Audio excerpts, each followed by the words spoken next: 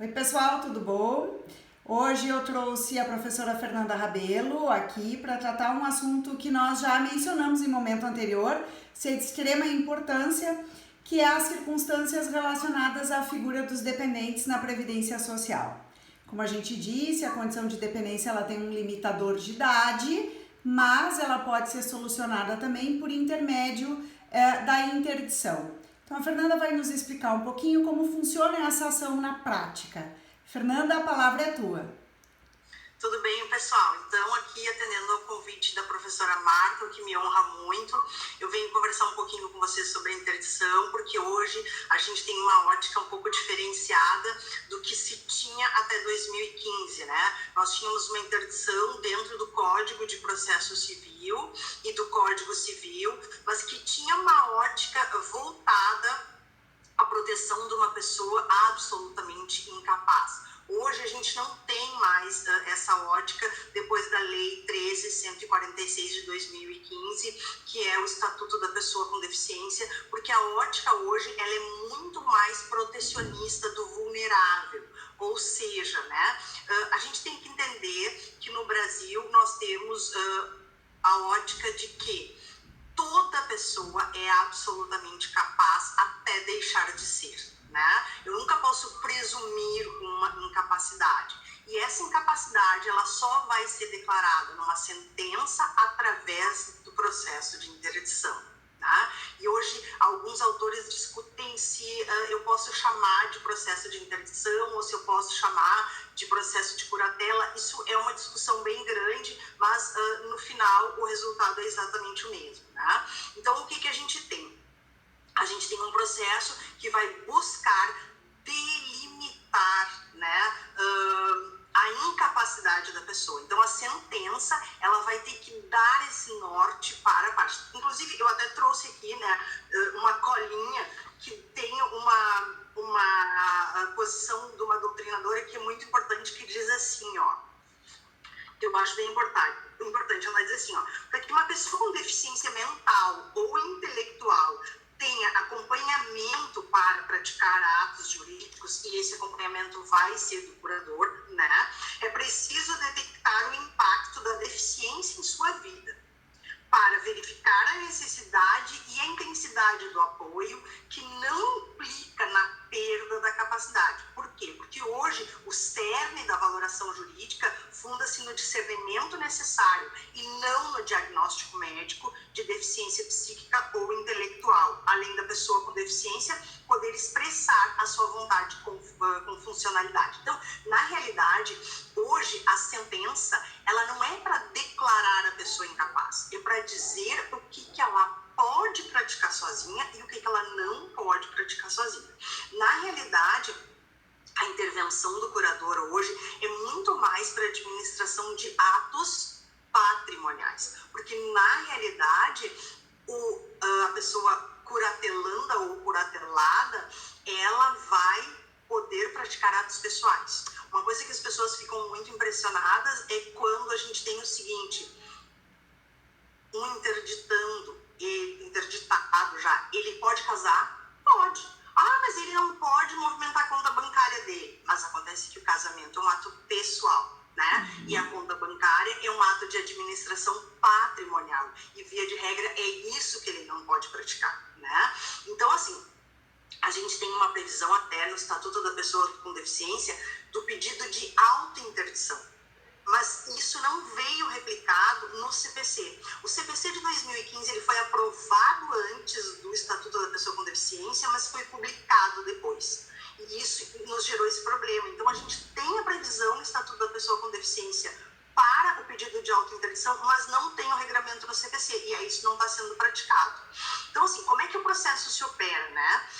Os legitimados pela lei, normalmente o cônjuge, o companheiro e os descendentes, ingressam com pedido de curatela de uma pessoa. A gente tem que lembrar que a curatela é um munus público, né? Então, assim, é uma espécie de uma função delegada do juiz, ele vai atribuir essa responsabilidade a uma pessoa que vai prestar contas, que todos os atos que vai praticar vai depender de autorização dele, né? Tudo isso sempre pensando na proteção do melhor interesse do vulnerável, que é, no caso, o curatelado. Né? Então, a gente vai ter um processo processo onde ele vai ser ouvido, ele vai ter um prazo para contestar, só que quando ele for muito incapaz, né, essa contestação não vai existir. E por isso a necessidade de intervenção do Ministério Público sempre na proteção dessa pessoa. Claro que se ele, por exemplo, às vezes os filhos querem interditar os pais, mas os pais não precisam dessa interdição, eles são capazes, né? Daí o que acontece? Ele pode contestar. Então não é algo que vai acontecer compulsoriamente. Né? Uma coisa que é muito importante para o juiz detectar o alcance da capacidade da pessoa é a entrevista, que ela é sempre pessoal. O juiz não pode delegar isso. Ele tem que ter o contato direto com o interditando para que ele possa extrair essa condição de incapacidade intelectual para a prática desse ou daquele ato. Então, quando o interditado ou interditando não pode comparecer na audiência inicial, porque está numa clínica, porque vamos supor, gente, um caso que acontece muito, são os casos de Alzheimer, né? Nesses casos, o juiz, ele não vai nem pedir perícia médica. Por quê? Porque ele consegue extrair essa incapacidade absoluta daquela pessoa. E aí, ele ouve o MP, normalmente o MP vai junto nessa entrevista, e aí eles já fazem, né?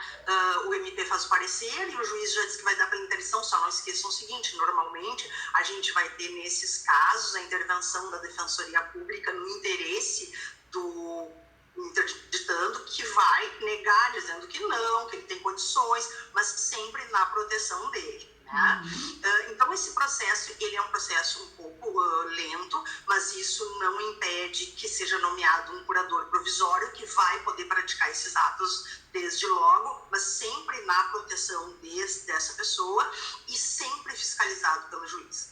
Tanto é que antes a gente tinha uma prestação de contas que era bienal e agora ela é anual, né? Para mostrar que efetivamente esse curador está atendendo aos interesses desse vulnerável e que a qualquer tempo ele pode ser destituído, né? Já que é uma função, um munus público e ele prestou um compromisso de zelar pelos interesses do curatelado, então ele pode a qualquer tempo ser destituído, até mesmo de ofício. Se o juiz detectar que ele não está exercendo as funções como deveria, o juiz pode de ofício removê-lo nomeando uma outra pessoa de sua confiança. Normalmente o juiz vai nomear aquelas pessoas elencadas pela lei, mas não necessariamente, porque se ele vê que não tem um afeto, que não tem um relacionamento entre o interditado e o curador, ele não necessariamente vai nomear, ele pode nomear um terceiro estranho, normalmente ele vai nomear um advogado da sua competência.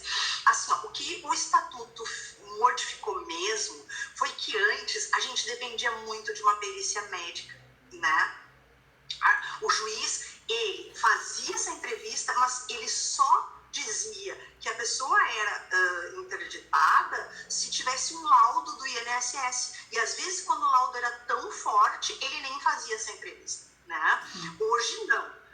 A entrevista é indispensável, o juiz pode se servir de equipes multidisciplinares, dependendo do caso da incapacidade intelectual, para formar esse entendimento, e aí eu acho que a partir disso é que ele vai ajudar na Previdência, porque aí não vai precisar esse laudo. Né? E uma coisa que eu queria dizer para vocês é que a qualquer tempo isso pode ser resgatado. Assim como uma pessoa pode ser interditada, a qualquer tempo ela pode levantar a interdição. E aí o processo vai ser o mesmo às avessas, ou seja, ele vai ter que fazer a prova perante o juiz de que ele é capaz. Né? Agora, uma coisa super importante.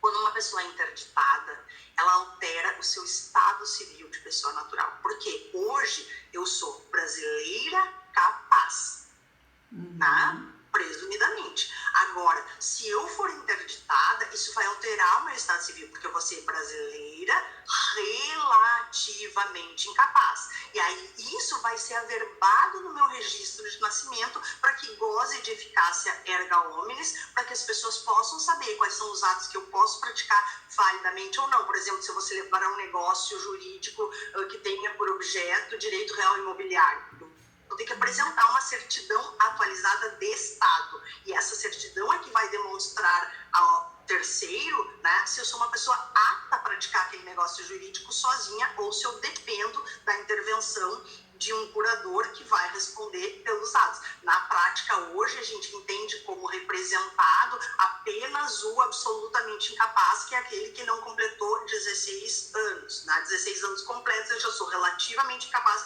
e eu serei assistido. E o maior agora não é mais absolutamente incapaz. Nas sentenças, ele é relativamente incapaz e pode praticar esse, aquele e aquele outro ato. Então, hoje, absolutamente incapaz no Brasil, só aqueles que não completaram 16 anos. Tá? Então, esse processo, ele tem que seguir um rito que é bastante solene, né? Porque qualquer infringência às normas pré-estabelecidas vai gerar uma nulidade e isso vai vir em prejuízo do próprio curatelando, né? Então, o curatelado. Então, nesse sentido, é por isso que o juiz fiscaliza tanto e o Ministério Público também. Não sei se tu quiser fazer alguma pergunta, Marta, alguma coisa? Não, excelente, Fernanda. As dúvidas eram justamente associadas a isso, qual era o trâmite, o rito que nós teríamos para essa sistemática e o quão importante isso acaba sendo para o sistema previdenciário. Afinal de contas, a gente tem aqui uma possibilidade volante, vamos colocar assim, de dependente da Previdência Social, né? Não limitado somente àquela estrutura etária.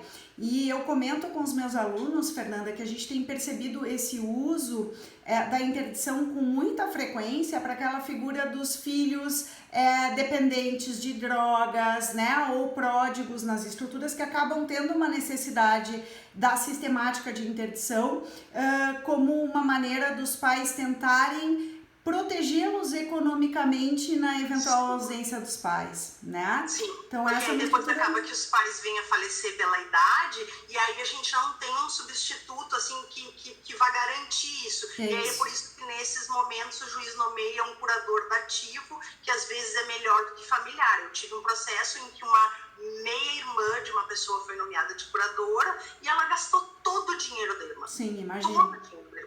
Né? E aí depois, quando teve a necessária prestação de contas, ela não tinha de onde tirar. E aí ninguém pode perdoar. E aí ela vai ser executada enquanto, né, ela puder ser onde se possa buscar patrimônio, né, bens no patrimônio dela para ressarcir e, né, de alguma maneira proteger o curatelado que sofreu esse prejuízo. Muito bem. Obrigada, professora Fernanda. Agradecemos a sua participação aqui. É sempre um privilégio. É sempre um privilégio te ouvir, Fernanda, e espero que a gente tenha outras oportunidades aí pela frente. Tchau, tchau. Com certeza. Um beijo grande. Abraço.